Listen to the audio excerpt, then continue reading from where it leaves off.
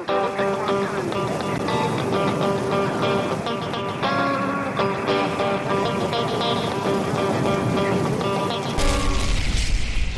to Surf the Chaos. Welcome to the third episode of our Surfing Chaos audio newsletter.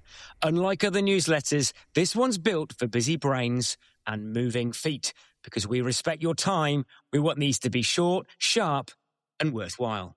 And if we had sponsors, there'd be a little commercial from them here, but we don't have any. So what we're going to do instead is promote and advertise products and things that we use that we think are helpful, that help us get our stuff done, help us hack our own systems and all that. Basically everything that our book, No One Is Coming to Save You, is about. So the thing I would like to promote this week is an app called Libby. I don't know if it's available outside the United States, but libbyapp.com is where you would go. And what I have started to do in order to maintain physical fitness is walking a lot, like 90 minutes a day, which seems like an incredible expense of time, but I am listening to books I need to get schooled up on stuff for work, like books about AI or books about whatever. And Libby is an app that will let you download them for free from your local library. So you don't have to go get a subscription to Audible.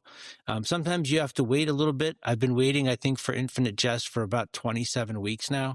But I've gotten through a ton of business-related and work-related books, and I highly recommend it. I also want to say that I have a new metric for success. It's books abandoned.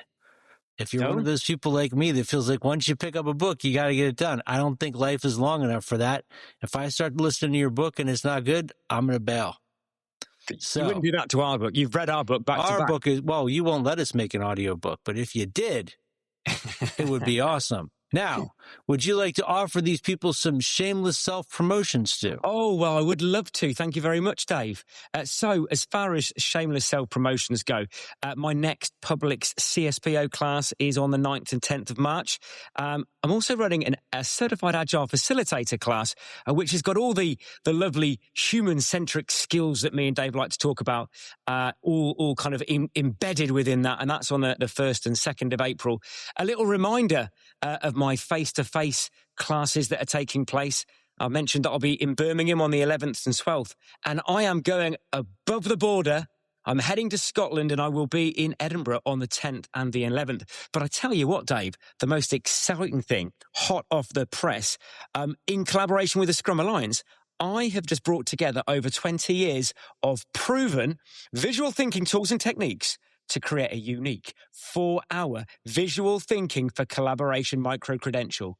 And if you want to, learn a little bit from the author and the master himself, come and join me on the 27th of April. Are you going to have the master show up for that? I hope so. I hope they turn up. I hope he's there. Very good. Very good. You can turn up as well if you like, because you know what? You could, because it's going to be delivered, Dave, in both UK afternoon and US morning to support live participation across both regions. Excellent. Over to you, mate. And I will say, as having taken one of your classes, that it is very, very helpful. And if you're somebody like me who feels like you don't have skills in that area, it's a great way to realize that you actually do. Don't you butter me up now? Now that I've insulted you. All right. So this is the section called looping. It's a brief explanation of stuff that we are thinking about, focusing on, or can't stop thinking about.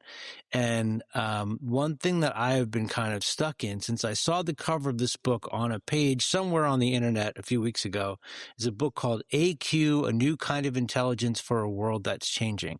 So one of the things Stu loves to talk about is how it's EQ over IQ. And now we have AQ, and I'm like, what the hell is that? Well, this woman, Liz Tran, wrote a book about your agility quotient, which obviously that's going to be like something I have to chase down. It's not agile in the sense that, the kind of stuff that Stu and I teach, but agile in the sense of a human being's ability to cope with change. And so there's a lot in the book. I'm only about halfway through it, so I will have another report back. I'm still trying to figure out where I sit with it, but I am spending a lot of time both wanting to love the idea and wanting to hate the idea. You basically take a personality test and find out that you fit into one of four categories.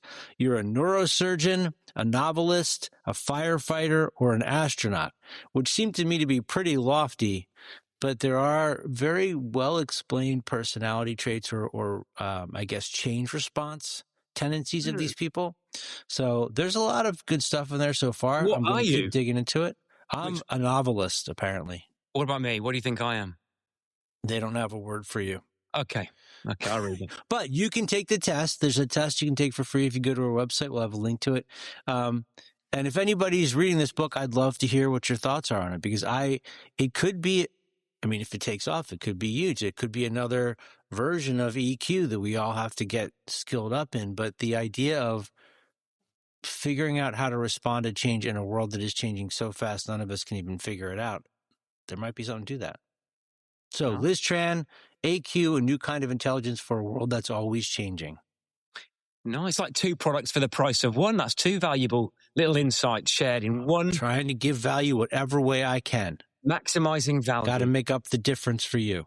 There we go. Well, I'll try to raise the bar right now as I throw bones and think about the future right now.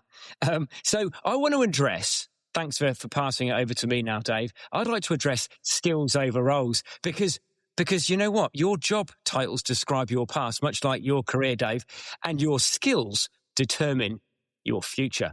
And that's right. LinkedIn reports a 25% increase in job postings focused on skill-based hiring. So that's actually growing 5 times faster than traditional hiring criteria, which I thought was pretty cool. So there's definitely this shift. Some people like to use buzzwords like multifaceted.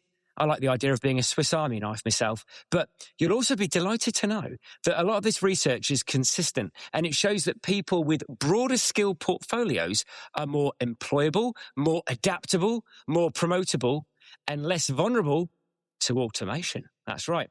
So there we go. And that was, of course, from the World Economic Forum. And you know that we love talking about human skills, so you'll be delighted to know that the top rising skills seem to be analytical thinking, creative thinking, resilience, flexibility. That's basically, I've had to pick that up by working with Dave over these years. Agility, emotional intelligence is in there, curiosity, leadership, and social influence. So you'll notice human skills, not technical tools. Dave. So I have a question about this. When you say skills, that's not something you're necessarily going to learn from. I mean, there's this big push for like micro learning and shorter things. That's not a skill. How will you demonstrate a skill on the resume? Just this is an interesting. Yeah, I think so. And I know we haven't seen that now. I know that it's a shift that will take a while, I think. And I think we've discussed this before when we both talk about that sort of a generational shift with different people's careers. And I think we still see on resumes people going for a project management role or a product ownership role. But I do think that, the skill sets that you have are coming into play. That's interesting, too. I was on a panel this week, and there was a debate about whether or not project management was a skill or not, like something you do. And to me, it's not a skill. It's a professional craft that I've been spending 30 years mastering. But I think for other people, it is maybe just a job that you do. Made up of multiple skills. Yeah, absolutely. All right, my turn to promote myself since we're not doing a good job of turning things over to one another this week. On March 12th, I'm running a CSPO course. On March 16th, an ACSPO course. It'll be St. Patrick's Day ACSPO. And on April 13th, I'm running a CSM. So if you're interested in learning about any of those things, please look in the show notes. There's links to all of our trainings, all of our courses, all the things we're running. We're also going to be speaking at the Scrum Gathering in May together. We are. We're going to be there. And I'll also be in Scan Agile if anyone's going over to Helsinki in March. And I'll be bringing some books with me. I'll sign them and all that sort of jazz. I'll deprice them and make them and devalue them. But it will be fun. It'll be fun. So there'll be some talks going on there and a few things going on. And of course, we always like to end with a little plug of our book, No One Is Coming to Save You, the power-ups to help surf the chaos. You can get your hands on this on Amazon or on LeanPub. And of course, what's quite nice is to hear some nice little quotes from our book, Dave. Have you got any? I happen to have a quote right here. And remember, nobody sounds good the first few times they pick up a violin. Embrace the suck, be bad at it until you don't know how to do that anymore. I love it. It's almost like trying to run an audio newsletter. A little bit. There we go. Well, thank you very much, everybody. Please do give us likes and thumbs and all the other jazz. We shall see you next time. Thanks for listening.